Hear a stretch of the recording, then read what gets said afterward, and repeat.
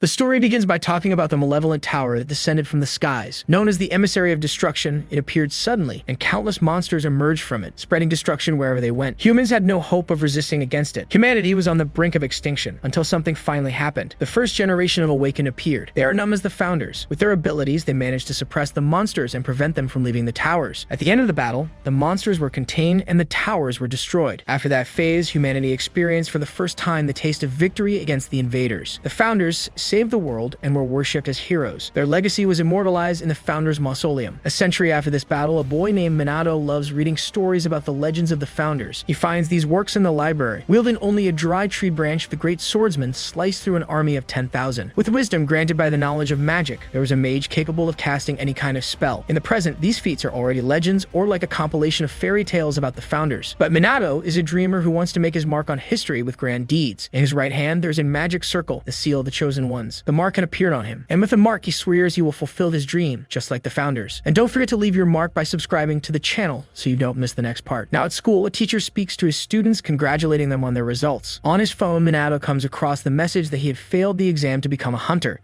Two classmates say they are going to the class party to celebrate and that he could go at least to clean up the trash. As an Awakened, it is enough for you to write your name on the test to pass. But Minato has already failed the exam for the third consecutive time. The hallway joke is that he is a failure at the exam, and after the first admission, he would only have 3 years to pass the test. This was his last chance. As things stand, he will never become a hunter, even though he aced the written test and even though he trained his aura exhaustively. Even having the mark of the Awakened on his hand, nothing worked out. He stares at the mark on his hand. Useless. Now it was just a scar and nothing more. Minato can't hide his frustration as tears run down his face because he also wanted to be like the Founders. Suddenly, a classmate of Minato appears at the door, telling him he should hurry and go to the school gate as soon as possible. He quickly pulls himself together and says he had already forgotten about it. He sighs. Minato wishes, if it were possible, to be recognized and adored like that person is. To the girls, he is amazing. To the boys, he is everything they want to be. The charismatic guy is Hizaki, an A-rank hunter. He briefly apologizes for causing such a commotion by being there. Minato arrives late, and soon two fools confront him for being tardy. It was unacceptable that he made such a revered person wait. Hizaki intervenes and tells them to stop. He's not there to reinforce bullying the weaker ones. The idiots try to make amends. Hizaki approaches them and more seriously asks if they see the reporters behind him. The fools quickly apologize to him. One of the reporters approaches him and says that this was the school Hizaki attended, and that they couldn't wait to start filming that documentary. With the photo in his hands, he said he'd like to use it as the cover of the documentary. That photo was of him defeating a dragon with a single slash of his sword. He asks Hizaki what he thinks of this idea. Hizaki responds embarrassed that it was a good photo, but it made him a bit ashamed. Hizaki entered the academy 3 years ago along with Minato, but he was a notorious genius who achieved top marks in practically everything he was evaluated on. Besides that, during the time they spent together, he was a massive clown. He bullied Minato incessantly. In other words, he was just a jerk pretending to be something he's not. Minato can't believe he'll have to spend the whole day with him for the documentary production. He sees no purpose in it at all. The cameraman asks who the person behind Hizaki is. Hizaki says he wants to introduce someone who also joined the academy with him in the same year, but he forgot the guy's name. A guy whispers in his ear that his name is Minato. Then Hizaki exclaims, "That's right, the trash Minato." And even though his grades weren't good, he kept asking for favors. And thanks to that unexpected assistance, he barely had time to improve himself. Minato was always available to guide him. Minato can hardly believe the lies he is hearing. Hizaki continues, saying that Minato even asked him for money. Lie. Hizaki used to steal Minato's money, and he never asked that jerk for anything. And the year they spent together was easily the worst he has ever had in his life. The reporter praises him for the nature of that story and says that Hizaki is the embodiment of perfection. Posing for the recording, Hizaki cynically says that he will be an Awakened who will write history. The cameraman says that Minato must be very happy to receive so much help from Hizaki. He then asks if Minato has any words of gratitude for him. No, he stammers. There's no way he can say anything positive to that scumbag. Hizaki asks in front of the cameras if Minato failed the exam again. He then lowers his voice threateningly and tells Minato that he is completely useless and should not ruin the day. But all Minato has in his memories are the hateful days when that clown was a student there. However, coerced and afraid, he stammers that he is grateful for everything that has happened, for everything Hizaki has done. There were no words to describe his gratitude. After that, Hizaki lets him go and asks the filming crew to move on to the next topic. He then points to his trophies and asks if they can see them. The crew says they are very beautiful, and they continue recording. As they leave, the reporter asks if anyone knows the name of the weird kid, and if they really needed to include him in the documentary. Someone from the crew says it's completely unnecessary, no one would care. Even if you're a despicable person, as long as you become a hunter, people will adore you as if you're truly special. Your name will be remembered. Minato overheard what they said about him and tried to say his own name, but someone calls out to him loudly. It was Kazaki, accompanied by two idiots. He tells Minato to meet him at the founder's mausoleum after class. Minato asks why. Hizaki asks if he would like to take the test one more time. Minato doesn't understand, but Hizaki says he'll talk to the association. Minato is confused, but then he hears Hizaki say he's only doing it because it will boost his popularity. The last scene of the documentary will be filmed at the mausoleum. After it's filmed, they'll talk about it. Minato should go, but Minato doesn't believe it's possible and wonders if anything will really happen. He hates the idea of being used as a tool to increase that clown's popularity, but despite the situation, it's another chance for him to achieve his dream. He's optimistic, and this time he's sure it will work out, he thinks. During the recording, Hizaki stands in front of the mausoleum. A hero alone makes a vow to protect humanity in the future. The moment is very Instagrammable. The reporter thanks him and says he managed to take many great photos during that moment. He also thanks the hero for taking the time to be with the crew. Hizaki thanks him and says he can't wait to read the article about himself. Saying goodbye to the crew, he heads inside the mausoleum. He asks his two fools if they found the access point. They are digging into the floor of the place. They say yes, pointing to an access point with a staircase leading underground. They ask if that's what he was looking for. It was exactly what he was searching for. But someone shouts asking what they are doing there. Hizaki replies to Minato, saying that he still hasn't figured it out. He's on a treasure hunt. Minato can't believe it and says he's just desecrating the founder's tomb. He doesn't even have respect for those buried there. Hizaki says he knows who's down there. He then breaks one of the stones with his foot. He says that what's there are just rotting corpses from the past, nothing more. He wouldn't miss the chance to make money off it because in the end, they're just bodies with no real significance. He doesn't care whether they're normal bodies or the founder's bodies in the mausoleum. Minato remembers his dreams of wanting to be like the founders one day, an awakened whose name will go down in history. Minato is extremely enraged and charges toward Hizaki, but Hizaki easily dodges and lands a blow on Minato's stomach. The hit is strong enough to make him spit out a worrying amount of tomato sauce. Hizaki asks how he dared to do that, but all Minato can think is how awful this is. He's being hired by Vasco. One of the fools tells Hizaki that they found some things and shows him a backpack loaded with treasures. Minato watches everything moribund. Hizaki takes an orb in his hands and is impressed by the aura the item emits. It's marvelous. With that item alone, he could live the rest of his life without needing to work. Minato wants to reprimand him, telling him he shouldn't do this, but he's so weak that his voice doesn't even leave his mouth. Now, turning to Minato, the hero says he'll explain things in a way Minato can understand. He's been looking for a cowardly weakling like him all along, and Minato was easily deceived with words because of a hopeless dream. Hizaki knows Minato has been visiting the library frequently. When he found out, he laughed uncontrollably because he had found the perfect pawn for his plans. A failure like Minato got sick enough to want to loot the mausoleum and disappear. A tragic story. Minato tries to say something, but he's too weak, and Hizaki can already see the newspaper headline the next day. Looted the mausoleum and even managed to evade the police. The culprit, a third-year academy student who always failed the exam. Hizaki drops Minato's body into the lake as he tries to remember his name. Minato falls, watching the cynical smile of the one who managed to deceive everyone. He sinks into the water, descending deeper and deeper. As he continues to sink, he wonders if this is what it feels like to drown. He trained and prepared every day. Everything he did amounted to nothing. He's drowning, slowly disappearing, with no one to remember him. Suddenly, lights begin to appear in the darkness of the lake. Numerous human-like figures surround him, extending their hands toward him. A vessel. He will be the vessel for all of them, the one who will fulfill their desires. Minato wonders how he could possibly be a vessel for this. The figures explain that they are the heroic spirits sealed in that place, the very souls of the heroes. Minato understands even less. He can see the lights and hear the voices, but he has no idea what's happening. He's curious if these are really the founders. One of the spirits addresses Minato, telling him that the mark on his hand is the mark of the void. It holds no power on its own. However, it can manifest any kind of power, even those beyond his imagination. He must choose one of them and form a contract. They represent the pillars of nearly every skill imaginable. Magic, endurance, swordsmanship, spear mastery, alchemy. All these powers will be granted by the one he chooses. Now he must decide which power he desires. Minato wants power like Hizaki's. No, he wants a power incomprehensible to the world. A power strong enough to overcome every humiliation he has ever suffered. The voice urges him to choose someone. Minato boldly declares that he wants all of them. He wants all their powers. He demands that they give everything to him. A greedy request, but one that doesn't sound wrong. However, it seems impossible. No matter how strong the vessel, attempting to hold all that power could be catastrophic. But Minato interrupts the voice, insisting they stop talking and just do what he asked. The lights begin to converge on the mark on his hand. All the resentment and derogatory words he's ever heard flood back into his mind. A massive golden circle forms beneath his feet. Hizaki and his cronies notice something is happening and turn to look back at the lake. An underwater explosion erupts, sending water high into the air, falling back down like rain. Hizaki wonders what it could be. Above the lake, Minato hovers, glowing with an intense blue light. He descends and positions himself before the stunned cronies. He does not look friendly. One of the goons sneers, saying that Minato dragged himself back like a stubborn cockroach. Minato holds a twig in his hand. The goon asks what what he plans to do with that and starts laughing uncontrollably. They think he intends to fight them with that thin twig, which is more amusing than intimidating. Hizaki loses his patience and orders them to finish this quickly. He commands them to make sure Minato doesn't come back from the lake this time, even if that means cutting off his head. The cronies understand, and one of them summons a sword. He boasts that in the last exam he awakened an A-ranked aura skill, something Minato should know. The thud has learned the way of the sword, and Minato should be grateful to be taken down by such a skill. Minato repeats the words, questioning what path of the sword this thug claims to have learned as he lunges to strike. Swift movements fill the air.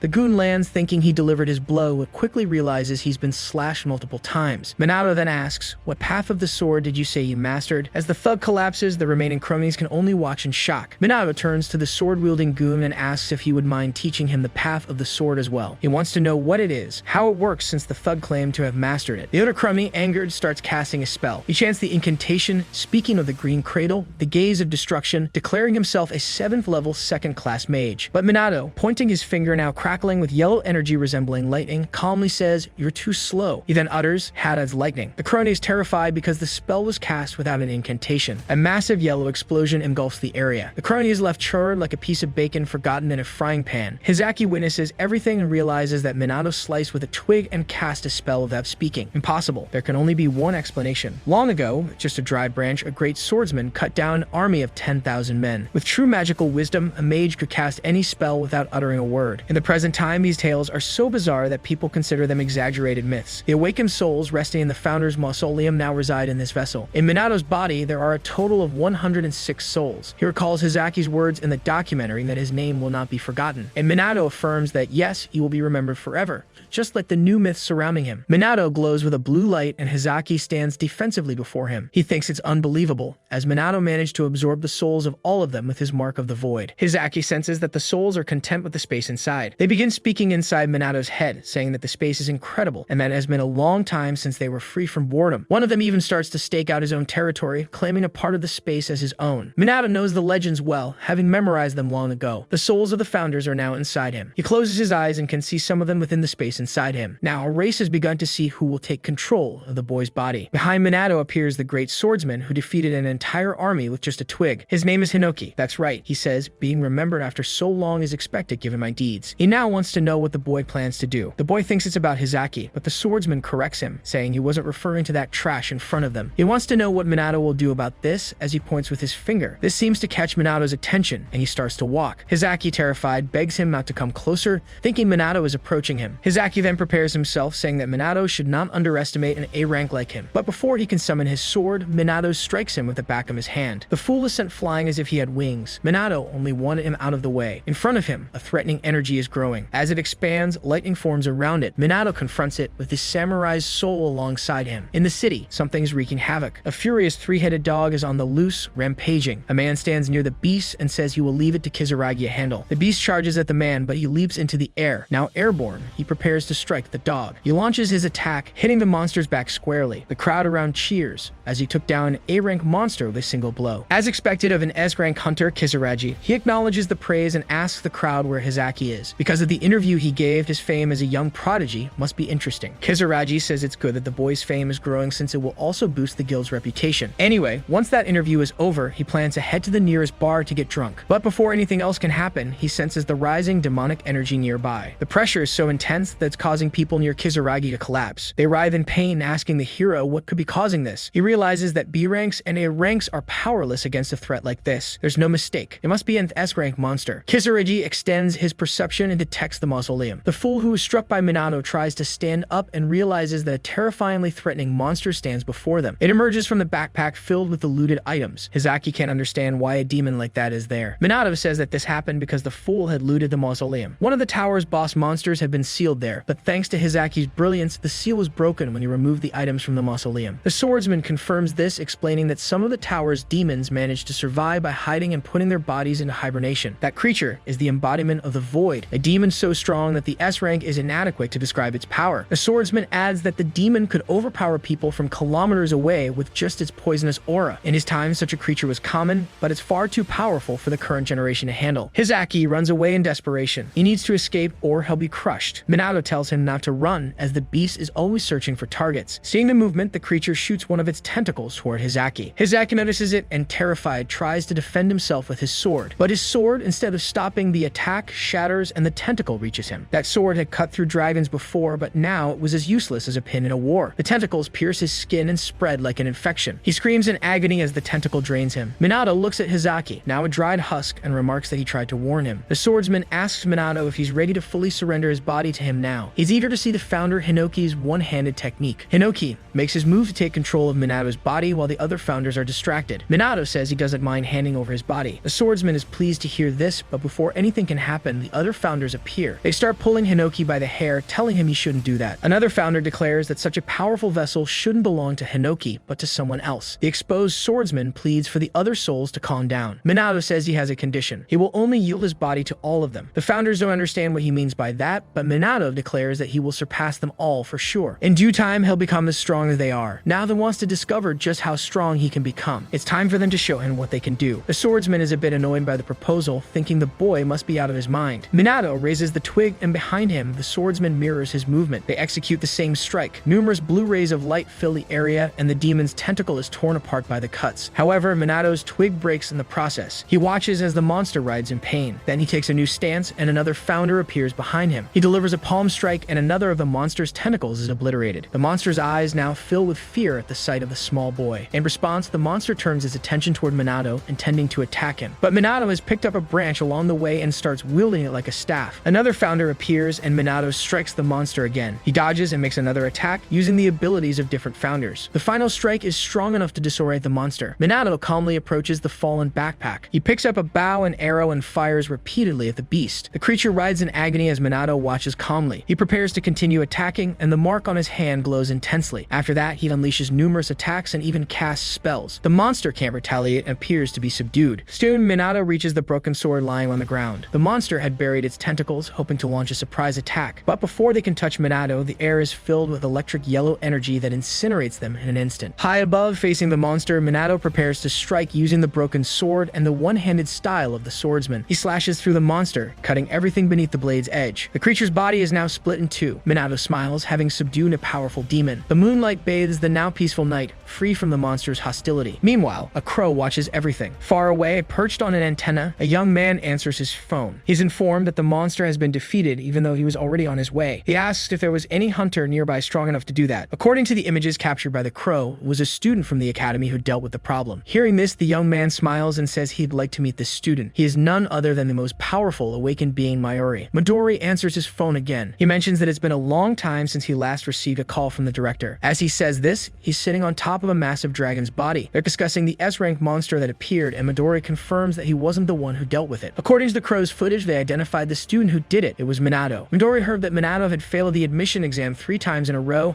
and because of this, even with the footage, it's hard to believe. So he asks the director for a favor. Elsewhere, students are talking about what happened the day before. The aura was so hostile that one of them couldn't even move. Another says that even though it's over, he still doesn't feel right. A third student begins boasting, claiming that he was the one who took down the monster. His friend calls it impossible since it's been 10 years since the last S-rank hunter appeared at the academy. The student responds that that's precisely the point. Rumors say that a student from the academy defeated the monster, but it's hard to believe. There's no way someone from there could have done it. If such a capable person existed, they wouldn't be at this academy. As they say this, Minato is nearby, exhausted, barely able to stand. He thinks to himself that the only thing he's heard since arriving at the academy is about yesterday's event. A jerk bumps into him, telling him he's in the way. Minato, too weak, falls to the ground. The jerk sees this and thinks that there's no way the mysterious S-rank hunter is the loser on the ground. Meanwhile, Minato struggles to get up. He defeated the monster the day before, but it was only possible because the founders were using his body. As a result of doing so much in such a short time, his body is in terrible shape. Someone asks if he's okay. Minato turns and finds himself face to face with the swordsman. Recognizing him, the swordsman tells Minato to get up, reminding him that he said he would surpass them all. Minato recalls his own words and feels encouraged, agreeing that's exactly what he wants, but he can barely move. The swordsman encourages him, asking him to show his determination. A student passing by thinks Minato has gone completely mad. The swordsman looks around and concludes that the level of the awakened ones now isn't just low, it's utterly mediocre. They're basically basically at the level of ordinary humans, in other words, trash. As Minato gathers his strength to stand, the swordsman continues to think. In his opinion, if the tower appeared now, the world would end with nothing that could be done, as most professionals of this era are weak. But then someone catches his attention. He senses someone very powerful nearby, far stronger than the others. Minato asks what distracted him, but the swordsman says it's nothing. The truth is, he felt a massive aura in that place moments ago, but it quickly vanished. At that moment, someone calls out to Minato, telling him to hurry to that room. Minato thinks it's about his resignation letter since he failed the exam 3 times. The test can only be taken at the academy, but the person who called him says it's not about that and that he should head to the field as soon as possible. He's going to take a new exam. Minato doesn't understand why. The students who heard this were curious, as nothing like this had ever happened before. Some students are at the windows to watch the test. Minato isn't in the best physical condition, but he needs to do his best. In the 100-meter dash, the average time is just 3.5 seconds, with the fastest recorded time being 2.7 seconds. The jerk from earlier, who bumped into Minato, says that Minato is famous for being a walking failure, wondering why they're giving him another chance. Before he can continue talking nonsense, Minato starts running and finishes the race. He completed it in just 1.2 seconds, leaving the jerk speechless. In the 3,000 meters, the average time is 4 minutes and 20 seconds, with the record being 3 minutes and 17 seconds. But Minato completes the race in just 1 minute and 17 seconds. The maximum number of push-ups in 2 minutes. The average is 215, the record 418. Minato did a small amount of 840 repetitions. In the bench press, the average is 400 kilos and the record is 620. Minato lifted the modest amount of 1,280 kilos. The students are now crowding around the windows as the so-called failure was not only passing but breaking records by a completely unreasonable margin. Minato continues to be evaluated, consistently delivering impressive results. Soon, some begin to admire him. While doing the tests, Minato wonders if the founders are lending him power at that moment, but the swordsman thinks to himself that he wouldn't help with something as foolish as that evaluation. None of them did anything. What likely happened has nothing to do with them. In the director's office, Minato's results are presented. Midori is there, and he's quite pleased with the numbers he sees. The director says that when he heard the request for Minato's re-examination, he thought something was wrong. Even though Minato's physical abilities are so impressive, the real issue is his magical capacity. In previous tests, this ability of his was simply impossible to measure. He had no mana at all. The director says it might be a waste of time for Midori. The woman turns to the hero and suggests that maybe the boy isn't living up to expectations, but Midori smiles and says they'll soon see if he can really use magic. Soon, outside, Minato is about to have his magical ability tested. He's asked if he's familiar with the test and if he knows how it works. He needs to use magic to make the fan blades spin, and the number of rotations will be used to measure his score. The average is 1,513 rotations. The record is 4,022 rotations. For the past 3 years, he couldn't move those blades no matter how hard he tried. He was completely unable to feel mana. But now he can feel it. He feels the mana around him. It moves from his right foot through the rest of his body. It circulates through his body and returns to his foot, and he can accelerate this cycle just by using his breathing. And with that, he can release this energy into the palm of his hand. The test begins. The fan blades are energized and glow blue. They start to spin. Soon, they begin to spin rapidly, to the evaluator's surprise. The rotation meter keeps rising, and the evaluator can't even see the number of rotations with his own eyes. The speed was so great the fan exploded. It spun so fast that it experienced a catastrophic failure, exceeding its limit. Debris flies through the area, scaring some students. The director in his office notices that something happened outside. The fan blade flew through the wall of his office, destroying the ceiling and the floor, and it remains stuck there. He was in shock, completely startled. The secretary returns to Midori, who is smiling. Apparently, the novice is similar to him, a second person in history who was like him with immeasurable potential. Minato looks at his own hand, surprised. He didn't expect things to escalate to that extent. The evaluator, still shaken by everything, says that Minato passed the exam to become a hunter. The students who witnessed this are now extremely surprised as Minato broke every possible record. Minato looks at his hand and thanks the founders. For all this time, he had this power within him. The swordsman looks at him happily, as everything happened as he expected. Just by lending his body to the souls of the founders, the potential of his body was awakened. It seems that the one who bears the mark of the void is not as mediocre as they thought. The swordsman had been waiting for him for over a century and asks if the other founders agree with him. Because if it's really him, Minato will be the one to fulfill all of their wishes. Minato gets briefly distracted, and from the sky descends a green light in front of where he is standing. Minato was distracted because he didn't expect an explosion right in front of him so suddenly. The swordsman realizes who has just arrived. It's the bearer of the immense aura he sensed earlier. Midori greets them. Minato is even more surprised because he didn't expect Ichihara Midori to be there at the academy. He is the living legend of the present, the most powerful awakened one. The question was, why was he there? He approaches Minato and says he saw the results of the tests he took and congratulates him for them. The boy thanks him and can only think about how surprised he is that Midori even knows his name. But then Midori says there is one more test to be done. He would like the boy to try to land a hit on the strongest hunter at least once. Minato was completely confused. Midori is only 23 years old, but he has been a fully functional hunter since he was 9. No one can deny that he is the strongest in the world. He has turned thousands of demons to ashes in an instant. Weak demons and hunters could be easily executed by him with just a fraction of his power. He single-handedly dealt with the demon outbreak 10 years ago, as well as another monster outbreak 5 years ago. He is a living singularity. Minato is extremely surprised that the legend of this era knows his name. After hearing Midori's proposal for one more evaluation, the swordsman speaks to him. He asks Minato to surrender his body to him right away because he is utterly excited about the possibility of fighting such a person. The students can't believe that Midori in the flesh is at the academy, and more than that, he is going to fight Minato of the failure. Midori begins explaining the rules of the challenge. He says that for Minato to win, he must land a single hit on him within the next minute. Even if he doesn't win, there will be no punishment. Midori will only attack him once every 10 seconds, and Minato shouldn't worry because Midori will go easy on him. Minato can use any ability he wants, and Midori won't use any. If he wishes, Midori will even grant him any weapon he desires to fight. So Minato should choose what best suits him. Minato still doesn't understand the reason for these conditions or what is happening. An additional test is completely outside the scope, and Minato doubts he could handle him in 1 minute. He asks again if he can really use any weapon, to which Midori confirms. After all, Midori's body is much tougher than a sword and sharper than any blade. While saying this, he splits a sword in two using only his fingers. The swordsman speaks to him again, urging Minato to hurry up and surrender the body. For the samurai, hearing those words was an offense, and he was ready to teach the modern warrior a lesson. Minato notices that the samurai is very enthusiastic about the challenge. As expected, Midori's strength is on par with that of the founders. Minato doesn't stand a chance, he sighs. If this is the situation, there's only one thing to do. The students gather at the windows again as something incredible is happening. A real battle between Midori and Minato. They are about to start at any moment. The samurai continues to hurry Minato, eager to take control of the body. Starting the timer on his phone, Midori announces that the test has just begun. Minato grips his sword firmly and charges toward the hero. The samurai is disappointed because the boy has decided to fight alone. That's not fair to him, who wanted to have fun. As he advances, Minato recognizes that this is completely futile. But surely to become a legend himself, he cannot simply rely on the founder's power. He needs to accomplish things with his own talent as well. He strikes, and Midori, who was looking at his phone, dodges. He asks the boy if he has any social media he usually uses, because this is definitely being recorded and will go viral. The students are amazed by Midori's skill, dodging Minato's attacks while looking at his phone. He continues to dodge the attacks as if it were no challenge at all. Minato keeps pressing him without any effectiveness. One of the students remarks that it's surprising that despite so many attacks being launched, none of them have managed to reach the target. However, there is something strange about these attacks. They are too vigorous. How long can he maintain that intensity? For Midori, all of this is far too slow. He can even see the feints the boy executes and the movement they will become. He dodges each one as if he were living in the future, already knowing the past. Minato is amazed because his body moves as he desires, and all those energetic movements don't demand anything from his physical stamina. He's not getting tired. Perhaps this is one of the effects of having surrendered his body to the founders.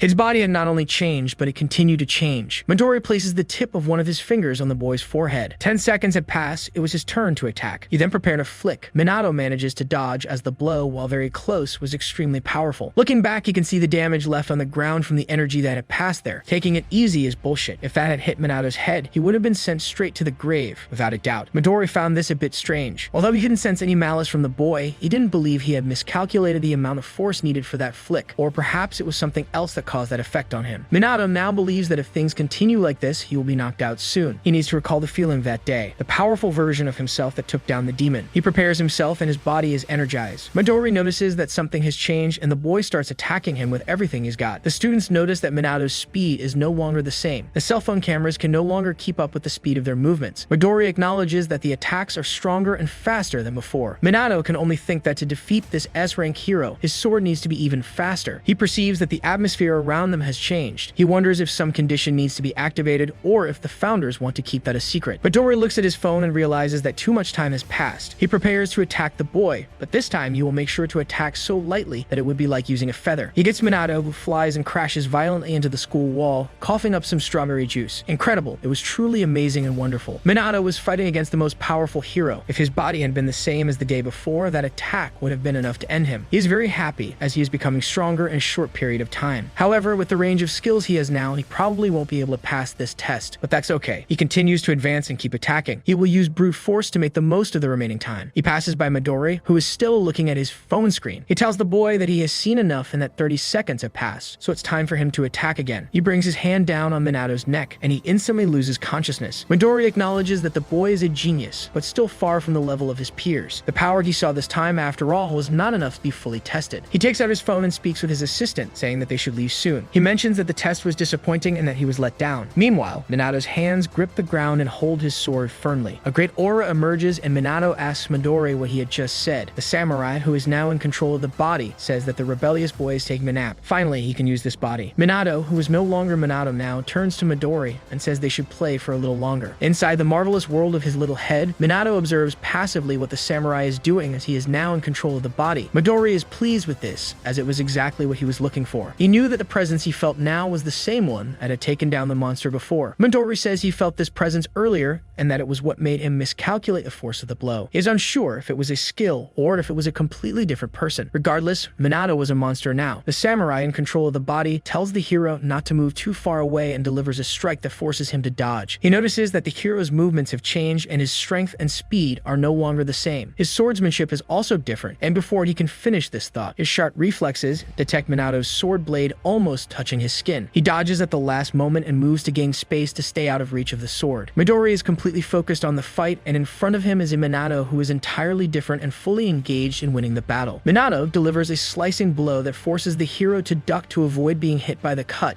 However, he strikes the school. The students who were at the windows now move away, recognizing that the fight had reached dangerous levels. Midori now notices the unpredictability of the strikes. He feels that Minato knows where he will be in the future. It was beautiful. The technique seemed like an ancient fencing technique. It was like a stream of water, but now it had become a raging torrent. Midori says that this is necessary to defeat an S-rank like him. 40 seconds had passed, and it was now his turn to attack. He uses his hand to launch himself, while Minato says that the blow would never hit him. Dodging, he reduces the distance and delivers another attack. Midori evades, not before showing his genuine joy at the boy's performance. The students who were still near the windows now cannot believe their eyes. They are intrigued, wondering if this is really happening as Midori is on the defensive. Minato, who is actually the samurai, says that he was annoying, and that you shouldn't hold back while fighting him. He shouts in fury that he will beat him up if he continues to be underestimated. He charges to attack once again. Midori laughs for those brief seconds and agrees with the boy. He won't hold back anymore. He kicked a stone which hit the pile of weapons he had offered the boy to fight him with. That movement grabs Minato's attention, distracting him. Above, Midori was holding a spear in his hands. As he descends, he prepares his attack. Minato is pleased as the hero is finally going all out. The students watching the fight can only confirm that what they are seeing is amazing. The two are exchanging blows, their weapons crossing each other countless times, and the weapons falling from the sky are sliced through by these strikes as if they were made of paper. They continue their battle with Hinoki accelerating everything he can. The other founders notice this and praise the hero's skill as he is on par with one of the founders. One of them says that the fight is fun and it's a shame that they are not the ones fighting. Minato also observes everything. The samurai's performance isn't better because Minato's body is still not the perfect vessel. A hooded woman says she should fight and tells the samurai to stop as he was acting without any strategy. But she encounters Minato, who doesn't stop watching the fight. He identifies each of the strikes: vertical cut, diagonal cut, thrust, dodge. He names them all and repeats them with his hands. Under attack changed the center of gravity. Minato was attentive to everything happening in that fight. After so many clashes, Minato's sword breaks. He grumbles, saying it was of low quality and that it should have been bought with danger. Midori finds it all fascinating. The fight was making his heart race. There were no more cutting weapons available. He wants to know if Minato will use a firearm now. Only 10 seconds left, and he loudly asks what the boy will do. He assesses what is around him and dodges the hero's attack. One of the students at the windows, the jerk from earlier who had knocked Minato down, has a sword at his waist. Minato goes to him and takes it for himself. Midori is there in the air in front of them. He prepares his strike and directs it at Minato. He destroyed part of the school, but Minato had already dodged it and is now very close to the hero. Both resume striking each other continuously. It's so much fun, says Midori. It wants them to keep going a little longer. A female student says the building might collapse at any moment and that they should get out of there. Meanwhile, the jerk lemons losing his sword. Midori is now near the blade that was embedded in the school's wall. Minato is just behind him, preparing to continue his strikes when he notices what was happening. Midori had caught the blade with his bare hand. He removed it from where it was and was preparing to throw it towards Minato. The hero readied himself to hurl the blade. At that moment, Minato used Hinoki's one-handed style, the samurai. The blade was sliced into several smaller pieces, and with just one apparent movement, Midori's attack was neutralized. The hero was even more impressed and said that the boy was truly amazing. However, the samurai was still engaged in the fight and was immersed in his desire to defeat him. He was about to launch another attack,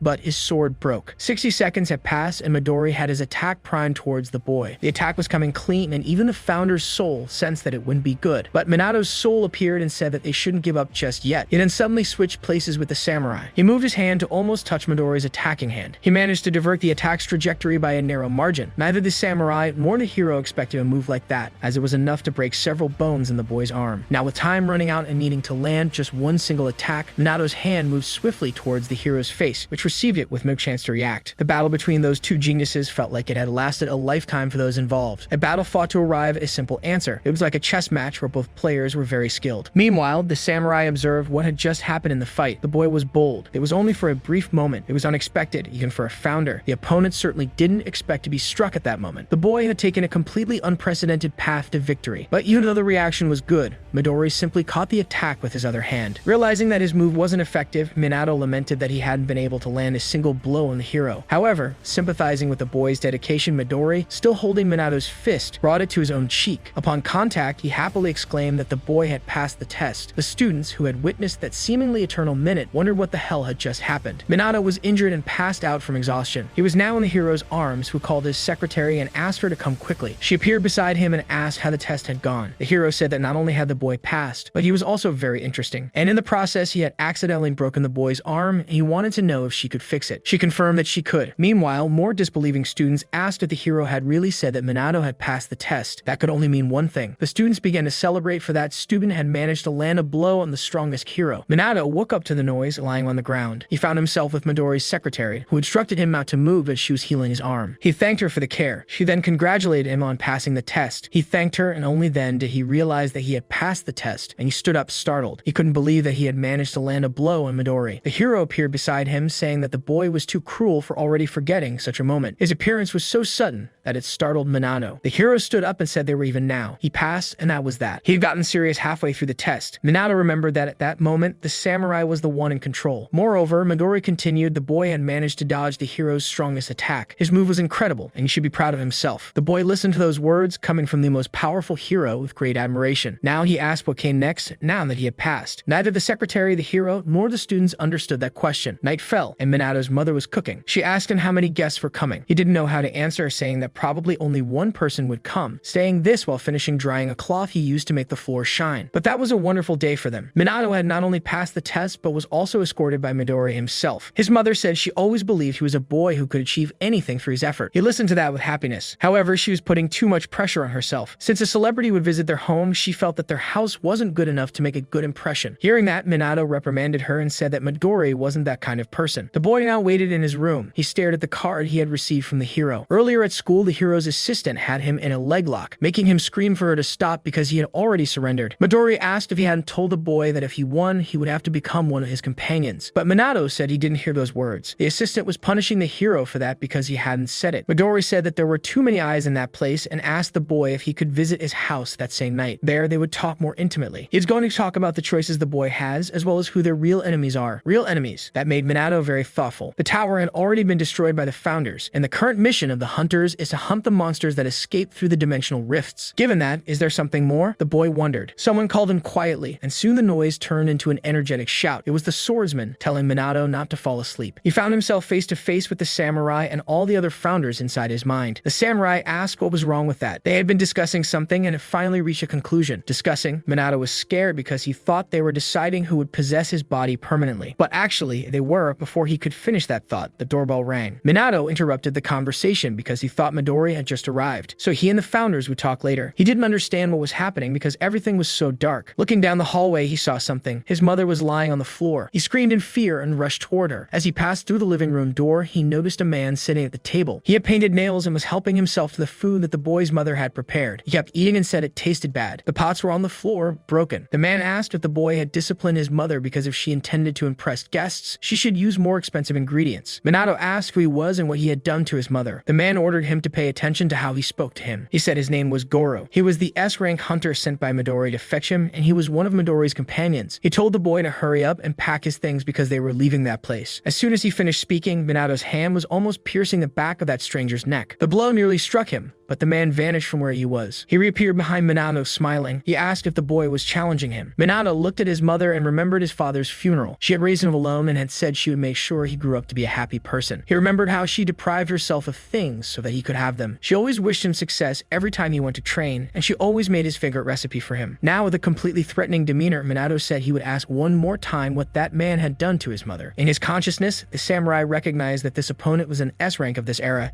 It was about time. He was irritated just by looking at that guy's face. Now they would surely know, after this fight, how the founders should treat Minato from now on. The weirdo looks at the boy and says that his angry expression is very cute. He raises his hand to attack him, but before he can land a blow, his hand is captured. With a simple movement, the S-rank S-rank heroes and out upside down. One of the founders noticed that the move was actually one of his own, which Minato had mastered. The weirdo is thrown through the wall, breaking it along the way. He falls onto the asphalt, trying to recover. Minato approaches him patiently. The weirdo is trying to figure out what that move was, wondering if it was some kind of Aikido technique. He had watched the boys fight with Midori through a recording. Not only does Minato have an elevated aura and great mastery with swords, but he also possesses other skills. Minato says that's what he would expect from an A rank, and the weirdo is much more resilient than Hizaki. Now he should hurry up and answer the question that Minato has already asked more than once, or things will get catastrophically crazy. He asked again what the weirdo did to his mother. The weirdo responds that by asking, Minato doesn't even suspect what might have happened. It was poison. She got in his way, so he put her to sleep. If she's lucky enough, she'll get out of that situation with just a few minor after effects. Minato says he doesn't understand. Why harm a loved one of someone who might become your ally? Companion. The weirdo starts laughing as if he just heard the funniest joke in the world. Already behind the boy, he asks if the kid is stupid. Before he can strike, Minato dodges. The weirdo continues, saying that Minato will never become one of their companions. At most, he'll be a puppet who will just follow orders. Someone as naive as that boy would definitely listen to them if his loved ones were taken hostage. During all that movement, Minato realizes that his foot is trapped under the weirdo's. The weirdo takes advantage of the moment to try to hit the boy, who manages to move away and avoid contact. Minato wonders what just happened because he felt as if his cheek was burning. He quickly realizes he's been poisoned, and beneath the weirdo's nails, needles are revealed. He says that the poison has already entered. The bizarre man says he has an ability that allows him to create dozens of poisons from his own body. It's an annoying mission to carry out, he says. If he wanted to, he could release a lethal toxin with a 5-kilometer radius. But he couldn't do that in the middle of a city. That poison would knock the boy out in just a minute. But if Minato says he'll join his organization, the weirdo says he'll give him the antidote. If he doesn't, he'll collapse in time. A toxic gas spreading within a 5-kilometer radius. That guy was an S rank, and for a normal person, that would definitely be a disaster. Minato looks at the spreading poison and, in his consciousness, calls out to Valentina, the goddess of medicine. He asks if she isn't inside him. He apologizes and asks if she could teach him how to treat that poisoning later. She timidly replies yes. The weirdo asks what the hell Minato is murmuring and if the fear of death has already taken hold of him. Meanwhile, he attacks Minato again, who dodges with ease. The Aikido move from earlier belongs to the god of hands, Huma. As expected, the founder realized that the boy managed to copy the technique after just that one moment as a reference. The samurai, the lancer, and the archer. From a very early age, Minato studied all of them and remembers everything he read in the books. The founders, whom he had always admired, now reside within him. The weirdo understood nothing. After that, Minato says he has no rational reason to be terrified of a clown like that. The weirdo gets irritated and now says he's going to teach the boy the meaning of pain. The next poison will make the kid beg for his existence to be erased. The attack didn't hit the boy, who dodged. The poison falls on a tree, causing it to wither. The slowpoke says that if the boy kneels and begs, he will ease his pain a little with antidotes. The pain he will inflict will be so intense that Minato will go insane. He continues his attacks, and one of them is getting too close. Minato reacts, dodges, and counters that clown with the punch of a sink. The weirdo spews out a lot of tomato juice from his disgusting mouth. Inside Minato, one of the founders observes the technique used. The slowpoke is thrown against the nearest pillar. Before he can understand what's happening, he's intercepted by a kick from the boy, landing squarely on his face. Illuminated feet, another technique belonging to one of the founders. The weirdo steadies himself and avoids being sent further away by the blow, but he's visibly exhausted. He screams desperately, trying to land another blow, but Minato has also prepared his own. With his hand, he breaks some of the weirdo's nails along with the needles in his hands. The attack continues, striking the loser squarely in the chest. A sharp beak, another technique from one of the founders. Dragon's claw, yet another move belonging to one of the founders. Now holding the clown's body, he executes a takedown technique, which is also from one of the founders. He throws the fool into the air. The fool can only think that this boy is very, very strange and that something is wrong with him. It doesn't matter who it is. If someone is exposed to poison even once, their judgment is supposed to be clouded. The poison should already be in his central nervous system, meaning his movements should be slowed. But even so, that guy is different. Meanwhile, a yellow energy gathers at the tip of Minato's finger. He's now using the Truth Mage, a technique from another founder. He fires the lightning bolt. The light ascends to the heavens as the founders observe what happens. The samurai asks if his colleagues saw that. He defeated that demon just once and already managed to learn many of the moves they made, both the physical ones and those of a magical nature. He doesn't care if his power comes from the mark of the void or somewhere else. The only thing that matters to him is that this boy is very interesting. They are now committed to training and nurturing this boy. If he is truly trained by the founders, Minato will become the most powerful awakened that exists. He is now holding his mother in his arms, trying to wake her up. Several hooded figures are running across the rooftops. One of them tells the others not to hesitate because at least 15 guilds are already moving to recruit the boy who fought against Midori. They needed to be quick. Magically, Midori himself appears among them, surprised that so many guilds are after the boy. But if it was just 15, those must be the last, and the hero prepares to execute his deadly flick. Before the hooded figure can say anything, he's hit by the flick and falls to the ground. Midori is on the phone speaking with his assistant. She says she just arrived and that there are no awakened ones nearby. However, it seems that someone got there before them. The S-rank hunter, Goro, the poison user, arrived before them. He paid a visit to Minato and was defeated. Midori hears this with great joy. He's already beside the boy and tells him he's incredible, as he never expected him to be capable of that. He had just defeated an S-class hunter. He asks if the boy is okay and if he was exposed to the poison. Minato responds shyly that yes, and says that both he and his mother are fine. However, she is still resting on the couch, unconscious. But the samurai cuts him off, saying that if it weren't for Valentina's presence, he would have already gone to find out if God exists. Behind him, she complains that she is very tired. The samurai says she's too good because she finished everything in just 5 seconds. But since the one who produced the poison was there, taking a blood sample was quite simple. Midori apologizes for being late because he was taking measures to prevent other groups who would have done the same thing to the boy, all because of the video that was recorded of the two of them. When the boy hears that there were other groups, he asks Midori if the weirdo was lying about being his companion. Midori confirms, saying that there are even other people who wouldn't hesitate to use his name to sound convincing. He asks if his assistant has finished, and she materializes near them, saying yes. All the damage done to the house's structure had been repaired, thanks to her ability, much to the boy's amazement. Alright, now Midori would like them to come in so they can finally talk. This conversation is about the boy's future. The day dawns, and Akara is waiting for Minato. Outside his house, his mother asks if he's okay, if he hasn't forgotten anything, like his wallet and phone charger. He says everything's fine, and that she worries too much. She remembers the conversation from the previous day. Her son was moving to Midori's house. The hero said the boy still had undiscovered talents, and he asked her to entrust him with her son, as he would ensure that he would become an excellent hunter. Minato's reaction was more energetic than expected. He couldn't believe the invitation because Midori himself had chosen him. However, his mother was a bit sad knowing her son was leaving. She hands him a bag containing his lunch since he hadn't even had breakfast, but she says he can throw it away if he doesn't like it. However, he reassures her that everything's fine. He remembers a part of the conversation from the previous day where his mother asked if he would face many threats in the future, to which Midori confirms. She says her son was always impressed by the founder's deeds, and her son had always fought to become a hunter up until now. It's an honor for her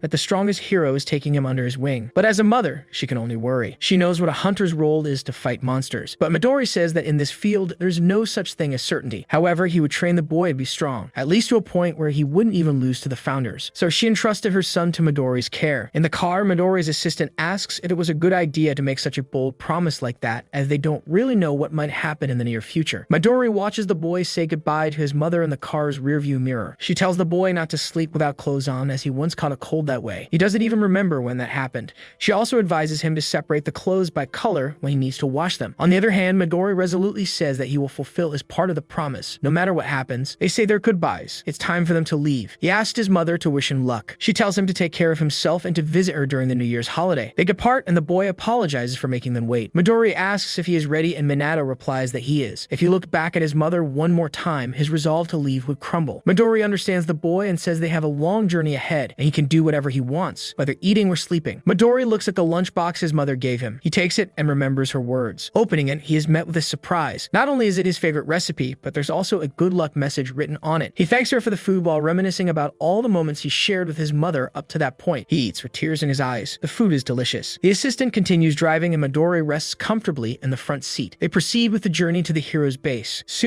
Minato is stunned by what he sees. Midori welcomes him, saying he is finally entering the property, which is not only magnificent, but also enormous. Only a handful of the awakened are allowed access there. Only those who make up the anti-prophecy unit, or simply anti-prophecy. That was their headquarters. The boy hears that name without fully understanding its purpose. The doorbell rings, and a man watches them from one of the windows. He informs the others that they finally arrived, bringing the new member with them. A girl asks what he said, while another confirms that it's the rookie. The blonde guy remarks that it's rare these days to have a new companion there. However, a red-haired guy is still resistant and wants to know if the rookie is qualified enough to be called a companion by them and to be part of the anti-prophecy. Minato is curious and wants to know what that name means and if it refers to Midori's guild. His assistant apologizes for delaying the explanation. She couldn't openly talk about it in the presence of his mother because it's a state secret. Hearing that, the boy becomes even more impressed, but she confirms that it is indeed a classified matter. Midori says they'll discuss the topic soon, but first, they should take his luggage to his room. The assistant offers to carry his luggage, but he declines. However, someone shouts from afar saying they need to explain it to him. This person lands with a kick aimed at Minato, who defends himself. The blonde guy praises him, saying he's very good. Minato realizes this person is strong and asks who he is. The blonde guy does a backflip and introduces himself upon landing. His name is Hanada, and he's part of the anti-prophecy squad and now Minato's companion too. Minato Minato hopes he's not the one who has to explain things. Midori asks his assistant to get him some tea, as the rookie and the blonde guy are now fighting in front of them. Minato doesn't understand why they're doing this if they're companions, but that's exactly why, to explain to him what anti-prophecy means and to test his abilities. Minato doesn't understand this part about having his abilities tested. The blonde guy keeps advancing, landing kicks on him, and one of those kicks sends him flying. The blonde guy says he'll first explain the origin of the anti-prophecy unit. Minato wonders if that lunatic intends to explain while they continue fighting. The blonde guy asks the rookie's name and he introduces himself. Midori continues sipping his tea. He recalls that the boy was tested at the academy, tested by Midori himself. He fought against an S-rank hunter, and yet he's still being tested, always being tested. Midori asks if that's what his assistant is thinking. She agrees. Since he's a talent personally escorted by Midori, it couldn't happen any other way. As they fight, the blonde guy asks the boy what a hunter's duty is. Minato responds that it's to hunt beasts that emerge from dimensional rifts. Correct, the blonde guy says as he makes Minato dodge another kick. To be more specific, it's like pest control work. But what about the dangers beyond that? The blonde guy wants to know the boy's answer. Minato ponders that for a moment, but the blonde guy says there are more dangers in the world. There are lurking threats far more dangerous than dimensional beasts. The pandemonium 10 years ago with 10,000 demons and the great outbreak 5 years ago. The boy says those events were large-scale escapes from dimensional rifts. The blonde guy almost hits the boy, who defends himself. And he's right. That's what's taught at the academies, and that's what the public believes. But in reality, it's different. The blonde guy just broke a tree with his kicks while explaining things to the rookie. Those two events were invasions from other dimensions. In other words, events of the same nature as the tower that appeared 300 years ago, an emergency situation. Minato hears this and is surprised that two events like the one involving the tower have happened twice. Furthermore, the blonde guy says the invasion isn't over. Someone from another dimension is targeting this world with malicious intent. The blonde guy says they don't know why the Awakened are getting weaker compared to the first generation, and that there are very few people on the same level as the founders. Minato asks what they will do then. The blonde guy says that's why they exist. Those who can predict the future with their abilities and identify the appearance of these dangers only communicate them to the elite to deal with. And the elite is them, the Anti-Prophecy Squad, an organization to prevent the fulfillment of these prophecies, says Minato. It seems he now understands the purpose, and from today the rookie is one of them. He was able to block the blonde guy's kicks in succession and was the first to do so. He is now formally accepting him. He says welcome to the team, Minato, as he extends his hand to the boy. Minato thanks him and accepts the handshake, while Midori claps in the background. The blonde guy tells the other companions that he has accepted the rookie. A group of people appears on the roof and he asks what they will do now. They suddenly disappear and Midori remarks that it looked very much like something a villain would do. The blonde guy says it seems like they want to see things with their own eyes as well. He asks Midori to leave things to him from now on. Confirming that he's sure about it, Midori leaves the rookie in his care. The blonde guy is going to take Minato to his new room and asks to carry his luggage along the way. Minato thanks him and the two head inside the mansion. Night falls and Minato is in what is now his new room, an organization that deals with prophecies. He wonders if the founders had to deal with the same type of crisis that this team does. Something like that must have already been foretold. Minato wonders if he is also fighting against something like that. He feels anxious just thinking about it. Then Samurai appears and says that he can train. The boy notices that some of the founders are there watching him. Samurai apologizes for not speaking with him much lately. The boy is surprised because he thought their true plan was to take over his body. He said that's a very good suggestion and that they're already all in a real battle to achieve it, which frightens the boy. That's how it started, said the samurai, but after observing him exhaustively, they changed their minds. Instead of using his body for their own benefit, training him would be even more interesting than their previous intention. Back then, when he defeated the poison user, they thought the boy had been able to copy all the special moves even though he'd only seen them once. He was far from executing them at the same level as the technique holders, but the boy had mastered the basics of each one, and they want to know if he realizes how great this accomplishment is, and he isn't sure if it's an effect of the void mark on his hand. But the boy's greatest talent was his learning speed, and that talent is greater than any possessed by the founders. As the boy listened to the samurai's words, his tears began to flow uncontrollably. In the past, the test supervisor had to observe him in every way, and no matter how hard he tried, he kept hearing that he had no talent at all. Until that moment, no one had any positive expectations for him. It was like a constant nightmare in which he was treated like trash. He had already failed the exam 3 times and was a laughingstock, and despite his persistence, they always told him to give up. Even in the filming of that fool's documentary, he was treated like a nobody. No one believed he would have a future like this.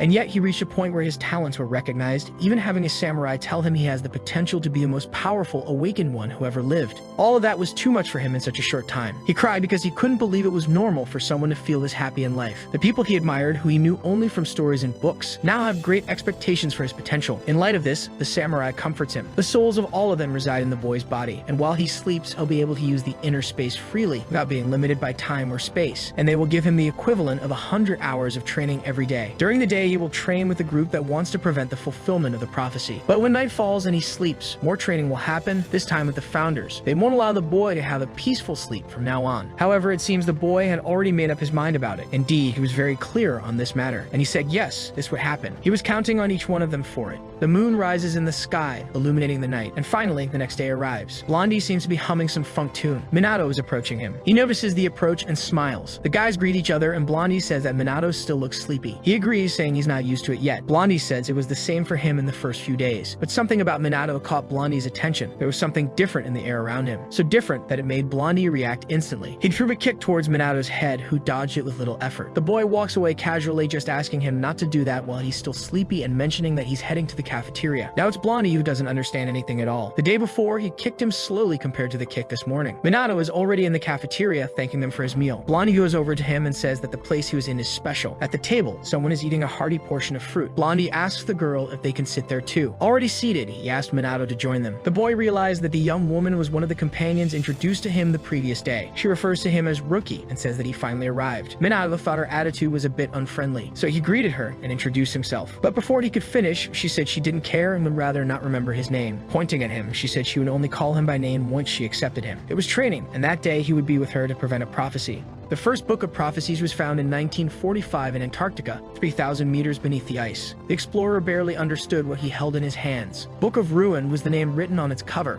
The letters looked like scribbles written by a child, and inside it predicted various disasters that would befall humanity. The world decided to believe in those words. Someone in the car asked why they decided to believe in that book. And there was another question too. Minato said he still didn't know the girl's name, but she replied that she wasn't obliged to answer that and wanted him to respond quickly. Minato said it was because the prophecies came true, and she asked if he was stupid or something. She said that if any of the prophecies came true, the world would end. Minato reacted with intense surprise. The boy asked Blondie how many prophecies were in that book. He said around 200. Minato was even more surprised and asked if they didn't already think the world was doomed. And the tough hero said they had already successfully prevented the fulfillment of nearly 180 of them. To Minato's surprise, the boy returned to the topic and asked why humanity decided to believe in that book. And the girl decided to tell him the name of the explorer who found the book. It was Bernard Russell who found it. As soon as he opened the book, he was greeted by what was written on the first page. There was a greeting there directly addressing him. It also stated the day, time, and how he would find that book. In the center of Tokyo, a dimensional rift had opened. Some people guarding the place tried to block the girl's entry, telling her it was dangerous. But before they could realize it, not only she but all three of them had passed by, and Minato asked if everything was okay, to which Blondie replied yes. Continuing, the girl mentioned the Third World War, pandemics, the dark side of the moon, floating trees. All of these are crisis situations, just like the pandemonium avoided by Minori. Though there were a few exceptions in the Book of Ruin, they knew other prophecies were scattered around the world. And to gather all of them and act accordingly, the Anti-Prophecy Division was created. They are classified by their level of destruction, beginning with the destruction of entire regions and ending with the destruction of the world. Minato asked if only they bore the responsibility to prevent this, and she said yes. One of the guards alerted Kisaragi that someone was approaching them. The three of them crossed the barrier tape, and someone commented it were just civilians.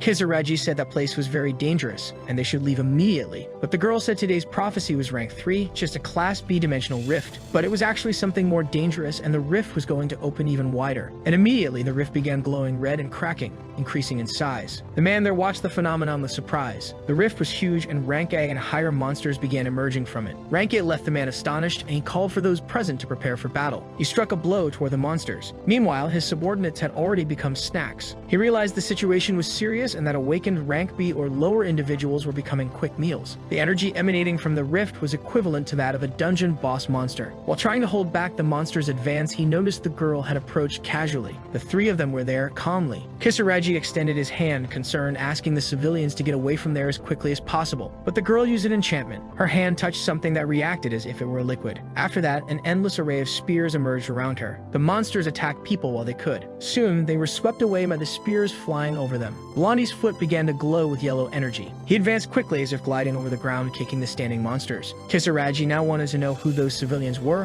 who were more powerful than him, a rank S. The girl told him to get out of there now because the real civilian was him. The guy finally noticed an emblem on their clothes identifying them as a government team. Large hands pushed the dimensional rift from the inside. The girl and Blondie knew the real problem was arriving. That was a beast beyond rank S. The man was worried and asked the girl and Blondie not to attack without a plan, as it was dangerous, but they struck the monster before they could hear him. Blondie noticed his kicks were being deflected by the monster's defense. The spears were also bending. It had perfect defense against physical attacks. The brute headed toward the girl. She condensed something in front of her, as if preparing an attack. Before she could do anything, Minato was already in front of her. The girl hadn't expected this kind of reaction. Minato held the beast with one of his hands, stopping its advance. It remained motionless for a moment, pushing against the boy. But instead of succeeding, its own body collapsed under the force exerted. And before Minato, the beast was incinerated in a massive explosion. The scene was astonishing for both the girl and the man already there. It was even more so. Blondie was dumbfounded by what he saw, realizing that the impact penetrated the beast's defense. His suspicion from the morning was spot on. It wasn't for nothing that Minato had defeated that beast with a single blow. The boy had grown stronger in just one night. The girl was also quite surprised and said Minato's action was unnecessary. Meanwhile, Minato realized that using K to attack a beast with high physical resistance was very effective. He had learned this technique from one attack, the saying of fists, while he was sleeping. That was the most basic of basics, a penetration attack. The technique proved to be very useful almost immediately. Looking back, Minato asked the girl a question. He had just saved her, so the least she could do was tell him her name now. She finally introduced herself, saying her name was Shinomiya Akane.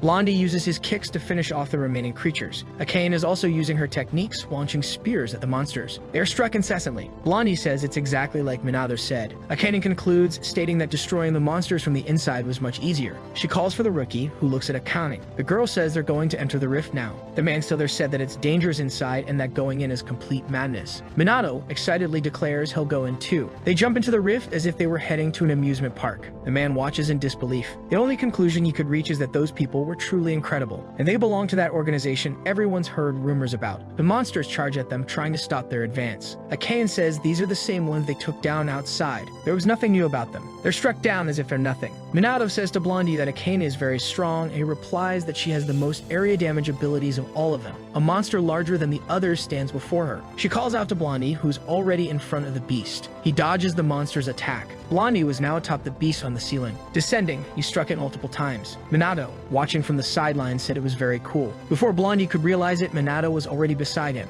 He also struck the beast several times, just like Blondie, who was surprised to be copied. The team continues advancing through the dungeon. Seeing the number of enemies decreasing, Akane suspects they must be getting close. Minato is surprised. Now they're in a massive hall. The three of them instinctively look up because something is there. Something was coming from above, and it felt menacing. That being is enormous, and surely it was what they were looking for. The Minotaur roared intimidatingly at them. This was a monster beyond rank S and extremely dangerous. This is the boss of that dungeon. Akane prepares to launch one of her attacks toward it. The Minotaur is surrounded by the energy of the attack. Several spears start emerging from the ground. They advance toward the Minotaur. Akane says the first rule against a powerful enemy is to use your strongest attack immediately to prevent the beast from counterattacking.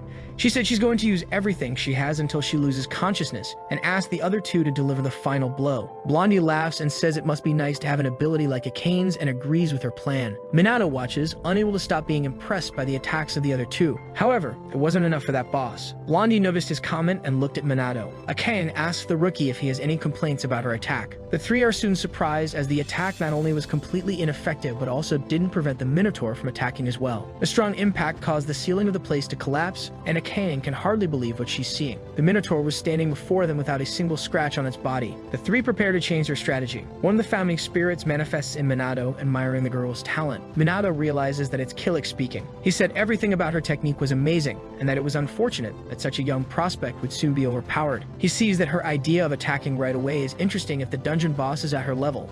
But what stands before them now is not the case. She underestimated the enemy's physical resilience, which is a full 100%. Minato asks what they should do now, because the Minotaur seemed all too comfortable with the situation. Blondie says the target's physical resistance is high, and Akane wishes she had come with someone with magical abilities. Minato had yielded control to the alchemist residing within him, and Akane is surprised. He asked Minato to yield his body as he would show something to that girl. He cast his magic toward the Minotaur. Soon, the Minotaur is being covered by something. Akane wonders how Minato managed to use the same ability as her and what he did. She says physical attacks are useless, but Minato calls her a fool. He said she still has a long way to go to become an alchemist. She has to know how to use substances in 3 different forms, and he made the liquid on the Minotaur boil, causing massive damage to it. Blondie and Akane try to shield themselves from the heat being released. She realizes that instead of using it as an attack, Minato is using it to create thermal energy, a very meticulous process. The spirit within Minato says that he's convinced about him, but would like Akane to become his disciple. The Minotaur had finally fallen, one consumed by the heat. The mission for that day was completed with the defeat of the Minotaur. It was Minato who had achieved that. The axe the monster used as a weapon begins to disappear slowly. Akane is very impressed by what just happened, as she thought it was impossible. An awakened one can only use the abilities granted by their mark, and Minato shouldn't be able to use magic, but even so, he does. The boy extends his hand to Akane and asks her to remember him well from now on. She's a bit annoyed but gives in, extending her hand too, affirming that she'll definitely remember him from now on. Blondie is pleased with the boy, who has now been accepted by Akane. Outside, people notice movement in the dimensional rift, which is beginning to shrink. They wonder what could be happening inside. Minato is the first to emerge from the rift. Those outside can hardly believe that the three who entered are coming out of the rift. As soon as Akane exits, the rift closes completely. Minato asks if the mission is over, but they still need to report on what happened once they arrive. The man approaches Minato. He bows and thanks Minato for saving him and his men. He doesn't expect the boy to give any details of what just happened, and Akane thanks him for his understanding. But she says that in his report, he only needs to describe the emblem they use and everything will be clear. He agrees and asks them to keep protecting others in times of extreme danger, but Akane tells him not to worry as situations like that are rare. She tells him to return to his life as they may not meet again. In the end, even he agrees that they're the ones who are civilians. Twilight settles over a village. A guard watches the street and an elderly lady walks slowly. Something eerie begins to unfold in that place. The three finally arrive at the base and Akane reminds them that the report still needs to be written. Blondie says they're being called to the lab, to Akane's surprise. They go there and Akane opens the door. What they see inside surprises them. The red-haired one is inside, as well as a man with glasses. The redhead remarks that Akane took too long to handle a level 3 disaster. If Minato isn't mistaken, this guy was also at the presentation when he first arrived. Akane tells Shu not to act that way, as he isn't the leader, and Blondie tries to calm the situation. He asks director Kirihara what he wants with them. He asks them to watch a video he has to show sent by the analysis team. There was a glowing fragment of something there. Akane asks what that ember is, and the director says it's a prophecy grimoire. It was found in a volcanic area burned like that. Minato says if it was found in that state, they won't be able to read it. But the director says that with modern eye and X-ray technology, they managed to decipher part of it, although the content is still unclear. However, there is one prophecy in particular that mentions Japan. Akane wants to know if this is an entirely new prophecy. Minato asks Blondie if this is rare, and he says he's never heard of anything like it before. The research department is very good, and they gather information on prophecies from around the world. Even so, a new type of prophecy is unheard of, but this case is special. Shu asks if the four of them there will need to investigate this further. And indeed, a mission like that would typically be given to other members, but they are currently absent. The director wants them to take on this mission and will send more details via email, as they need to leave immediately. Minato can't believe they already have another mission. Akane says this happens sometimes, and Blondie adds that he'll soon get used to it. Shu stands up and agrees to the order. He says that he and his three subordinates accept the mission, and Akane firmly states that she is not his subordinate. The director tells them to be cautious as the mission's danger level is unknown, and they should await the main force. Minato is a bit apprehensive about his special mission with an unknown rank. Shu suggests they rest as they just returned from a mission, but Akane says she's fine and doesn't need to sleep. However, Minato says he'll take up that offer, and Blondie agrees too, surprising Akane. The two soon fall asleep, and Akane struggles to stay awake. But the three end up knocked out. Someone tells Akane to wake up, and she wakes up startled because she's a heavy sleeper. She asks Minato why he didn't wake her up earlier, but he's focused on what's in front of him and asks her to take a look too. Looking over his shoulder, she manages to see. It's noticeably surprising to them. The entire setting had changed. Blondie says the situation is already very bad. Inside the crystals are skeletons, and he says this prophecy is almost coming true. Akane says that it's a large magic circle, and the pillars must be the residents mentioned in the report. Shu says it's exactly like in the past, identical to the disappearance at the Wakayama mansion. A rift to another dimension nearly opened. A crystal begins to shine intensely. Blondie realizes something is happening, and Akane says they need to act as fast as possible. Blondie asks what they should do now. Shu says they'll do the obvious, contain it. Akane says that by doing so, they'd be going against the director's orders, who asked them to wait for the main force. A massive lightning bolt strikes behind them, surprising them. It's Minato, enveloped in energy, and he asks the others if they're ready to go now. Akane and Blondie realize he's even more powerful than he was that very morning. Sue notes that apparently Minato won't be a burden to them. He advances and asks the others to follow. Akane dislikes his attitude and asks him to be less reckless. They're now before the first crystal. One of the founders comments that this is a nostalgic smell. Samurai agrees, affirming they encountered that smell many times in their lives. Under the moonlight, something starts sprouting from the ground. A hand suddenly emerges from the soil. Samurai says that this familiar smell is from a forbidden technique. An awakened named Shijima was the leader of the Dark Magus. He took down many people during peacetime, only to be defeated himself by the Onmyoges. During the process, a village was caught up in the conflict. A man coughs, gravely injured.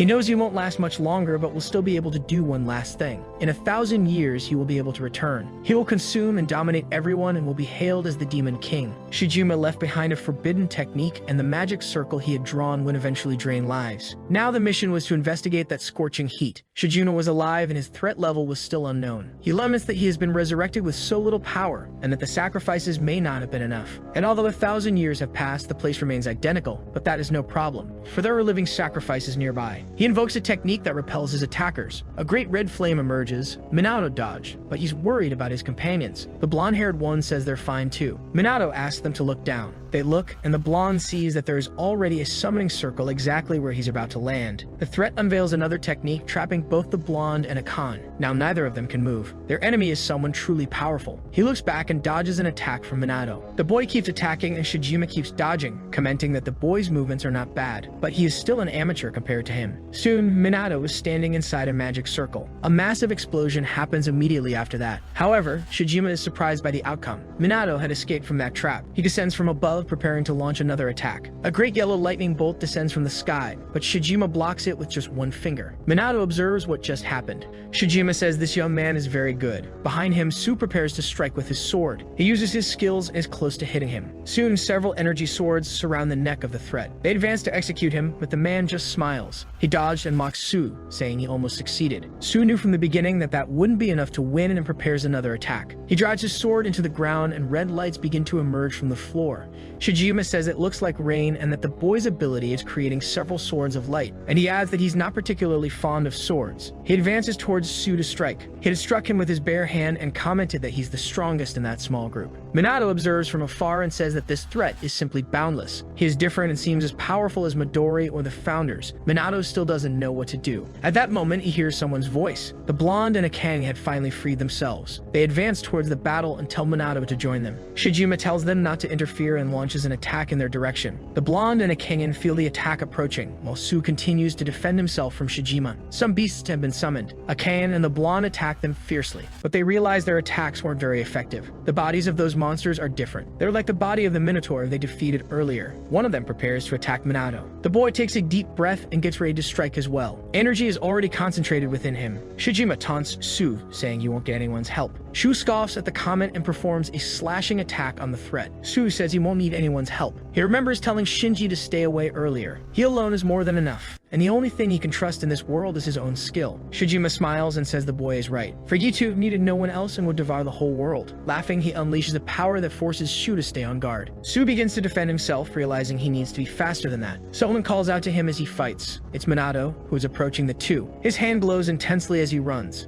Shijima doesn't understand why he's there and wants to know about the demonic skeletons. He noticed that one had already been defeated, and a powerful punch strikes him in the face in the process. Shijima is thrown several meters away as if he were nothing. Su is impressed, and Minato says that fighting that guy alone is reckless. Shijima seems to be getting more and more excited. Minato says they should join forces and defeat him quickly. Su is surprised by Minato, as their companions are still fighting the monsters, and Minato is already here, having defeated his monster seemingly without effort. He wants to know more about this guy who took down a monster with such ease. But teamwork isn't something he appreciates, and he tells Minato to stay back. He says he doesn't need anyone's help to win this fight. He'll defeat this guy alone without anyone. Shijima suddenly appears and agrees with Su's words. Preparing to attack them, he says that he too prefers enjoying things alone. Su strikes one of Shijima's arms, severing his hand with his sword. As a result, Shijima's attack is launched in a haphazard manner. Su managed to dodge, but Minato was hit. Regenerating his hand, Shijima continues attacking Su as if nothing had happened. The boy is able to use his sword to defend himself.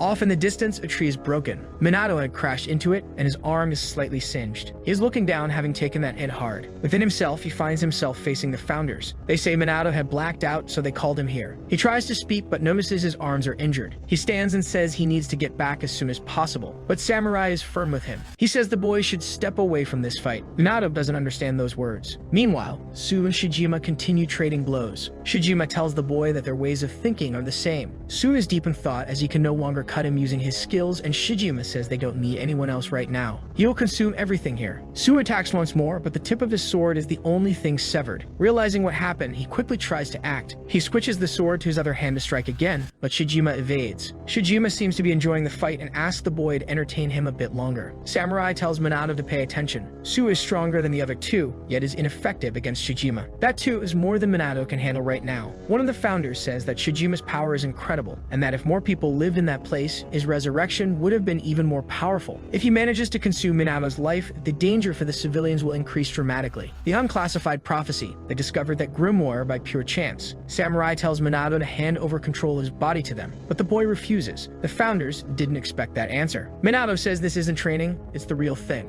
And in the future, he'll also need to overcome challenges with his own strength. He asks them if he's not right about that. The mage is apprehensive about Minato's decision. Samurai can't stop laughing as he likes the boy's courage. Minato had said he would surpass the founders. Then, Samurai tells him to go. To use everything he's learned so far and do things his way. Minato sets off towards the battle, but he stops and looks back a bit. He tells his masters to watch what he's about to do. Then Minato dashes toward the threat. The founders watch him pleased. Shijima asks if the boy still has something to show him. As it seems he doesn't, he attacks him more fiercely. Su dodges, jumping higher. Shijima takes advantage of the boy having nowhere to go and says the fight will end now. Su is apprehensive as he's without his sword. He wonders if this is the best he can do. But Minato catches the sword midair with his hand. He says he'll borrow it for now. Shu didn't expect that reaction from the newcomer. He regains his composure in midair, landing on his own feet, watching as Minato advances towards Shijima. The powerful attack was already prepared. It is promptly launched toward them. Minato is using the one-handed fencing style of samurai, and he delivers a clean cut against Shijima's attack. The impact of the attacks creates a great flash,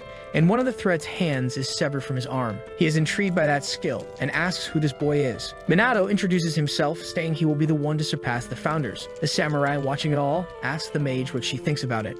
She replies that now all they can do is watch and root for the boy. The samurai comments that Minato isn't at all foolish. He suspects the boy must have learned or perfected something new while dozing in the car, and that maybe it could be something that goes even beyond that. Minato is pressing the threat using his sword techniques, while Su watches him. Minato doesn't let up for an instant. Shijima is apprehensive as the remaining hand he has is starting to get injured. Su recalls earlier when Minato suggested they fight together and he refused. He's visibly unsettled by what's happening. Minato executes another slash, but Shijima dodges without him noticing, and several energy orbs have already been created. He launches all of them at the boy, but Minato dodges the attack without any difficulty. What he didn't expect is that those orbs would follow him. He tries to dodge again, but they keep coming for him. He prepares to strike at that massive energy. He launches himself into the air deliberately. One of the founders watches this with satisfaction and remembers the time he spent teaching the boy the basics of his techniques. Minato's stance is different now. He pressed against the ground with his strength, lifting part of it in front of him, and he created a stone shield to protect himself from the attack. Shijima notices that his attack has been blocked and tries to redirect the remaining orbs away from the stone. Minato realizes this and prepares to defend once more. Powerful explosions occur, raising a huge cloud of dust. Shijima doesn't know what happened, but soon he sees Minato completely unscathed. The boy recalls something else he learned from one of the founders, and uses the stones in the air to leap toward his enemy. His agility is such that he's already behind Shijima. He delivers a blow with his sword that would be fatal if Shijima hadn't dodged in time. Even so, this cheek was cut superficially. Shijima is intrigued and now believes Minato must be an irregular. In response, he manages to summon a large magic circle beneath the boy. A massive explosion happens suddenly. Minato is engulfed by it but manages to protect himself. He uses one of the stones in the air for support and remembers to stick to the basics, and to use every skill he was taught to the fullest. Now he heads towards Shijima to keep attacking. He passed by him too quickly. Shijima tries to defend himself but is cut a few times in the process. He now knows that the boy has many strengths, but none of them are dangerous enough to take him down. What he doesn't understand is how this boy has so many distinct abilities. The samurai and the mage are very surprised at how Minato flows from one skill to the next. He's perfecting his techniques at a terrifying pace. It's quite impressive, but something is still missing and Shijima notices this too. He uses his forbidden technique. The founders are stunned, as is Akan. She had to dodge at the last second as a gigantic foot descended from the sky. Looking up, she can't believe what she's seeing. A huge grotesque skeleton had been summoned. Shijima was no longer willing to prolong the time of this clash. He was ready to end it as quickly as possible, and the skeleton attacks Minato with one of its hands. The samurai is concerned and wants Minato to escape immediately. Minato stands still, realizing that he really isn't producing enough.